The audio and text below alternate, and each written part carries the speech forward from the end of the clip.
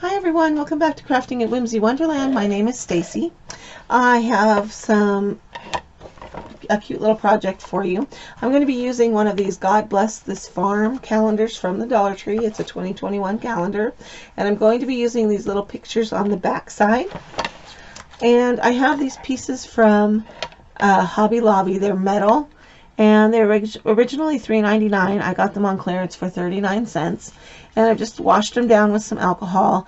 I tried to remove this lettering with some acetone, but it is not coming off with acetone, so I don't know. I think it might be a sticker or something on there, but it feels like paint.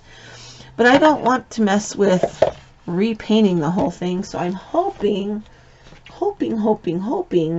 that using this calendar will cover these letters. I was only able to get 4, so I need to choose my 4 favorites.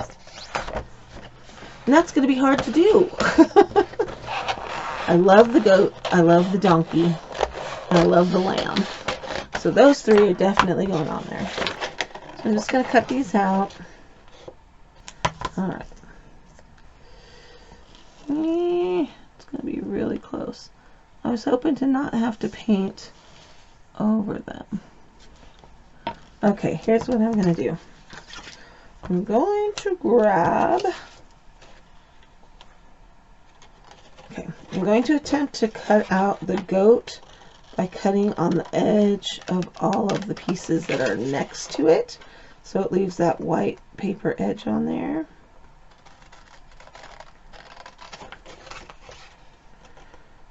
I don't want to layer on scrapbook paper over the top if I don't have to.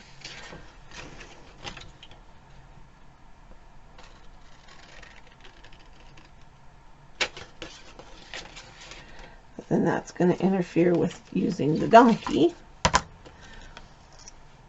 Okay, that's going to work good.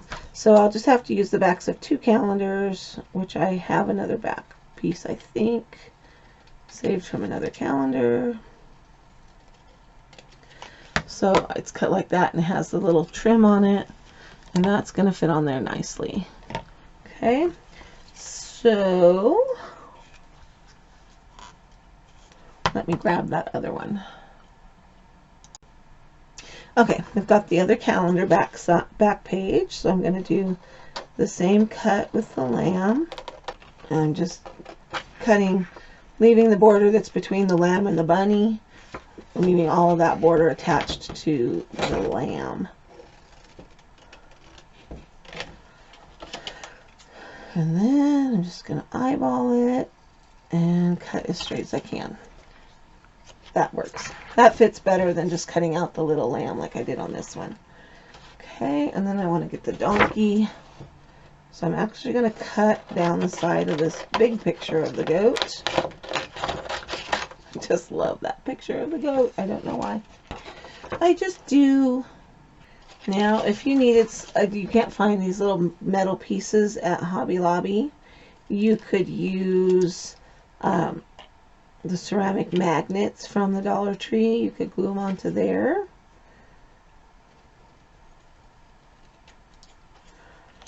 That would totally work. Oh, these are going to be cute. These are going to be so stinking cute, just sitting in my 2 and 3 tiered trays. I can't decide which other one I want. Maybe I'll do the cow. The bunnies are cute, but I've already cut off the edging on that one, and I don't have another one of those. There's Mr. Cow. Alright, now this should be a pretty quick, simple, and easy project because we're not going to do any painting.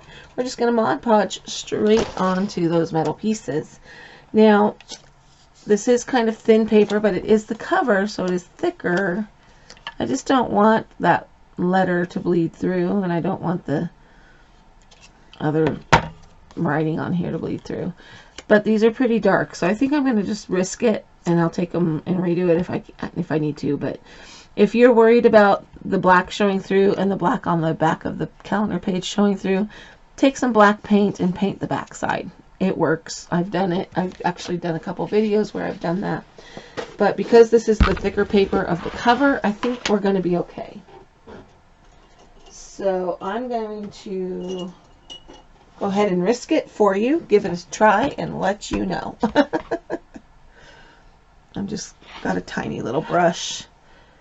All of my brushes are dirty right now, so, or not dirty. I washed them all out, and they're just all in different stages of drying. Okay, so I'm going to put a good coat on my piece, and I'm also going to put a good coat on the back of the art.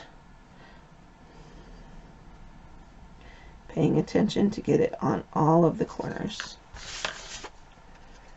And then I'm going to stick it down onto my base, and I'm going to use my roller to help stick it down.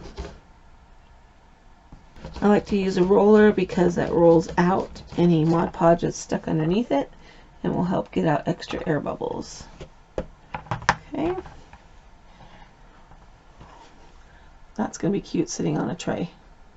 Looks like a little framed, like Polaroid almost. This will get another coat of Mod Podge on it after it dries a little bit. These just are so, the pieces are so nicely painted coming from Hobby Lobby. They're powder coated or whatever they do with them, that if I don't need to paint it, I don't want to paint it. That's just my outlook on life. Why do work you don't have to do? Especially when what's already done is perfectly beautiful.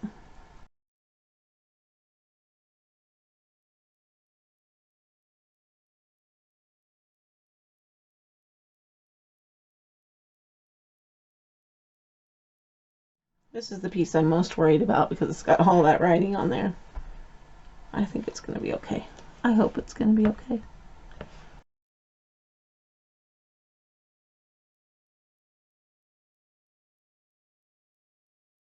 Alright, now I just need to let those dry, and then I will coat them with another coat of Mod Podge over the top. I like to let the calendar pages dry completely before I put the second coat on, because I feel like it just makes it more stable and it won't wrinkle quite as much. So I'm going to let those completely dry. I'll be back. Alright, these have had time to dry, and I'm very happy to say that you cannot see any of the black showing through. They are trying to peel up a little on the corners. So what I'm going to do is just kind of take my scissors and lop that little corner off, because it's not staying down all the way. It's going over the corner that's bent. You know, it's kind of a shaped corner, and it's just not staying. So I'm going to angle that off a little bit.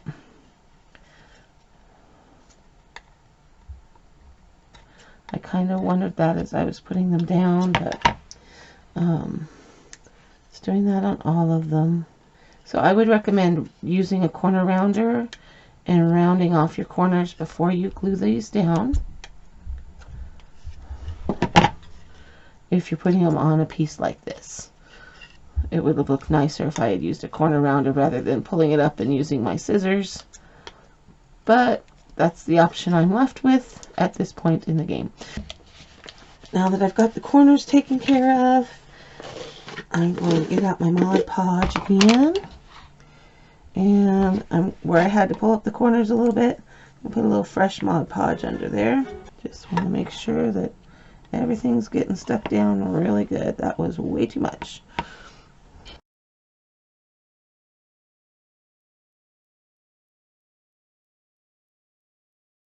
And then I'm going to go ahead and put another final coat over the top.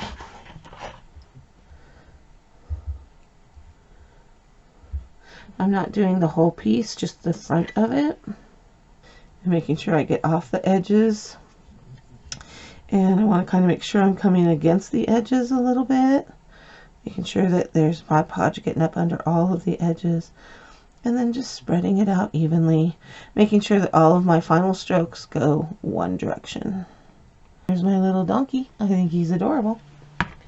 Let's do the goat.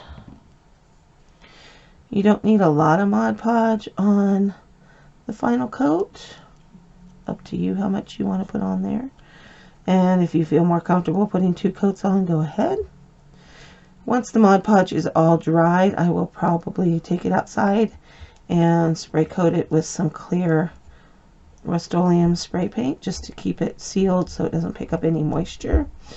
But we're supposed to get a snowstorm this weekend, so that's going to have to wait.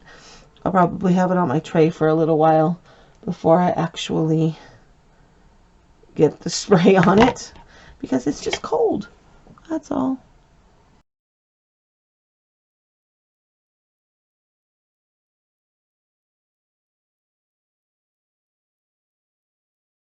And there's the cow.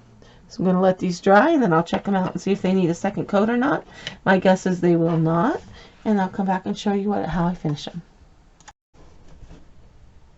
Alright, there you have it, my cute little farm animal tray sitters. They're from clearance pieces that I got at Hobby Lobby, and the calendar minis on the back side of the Dollar Tree calendars.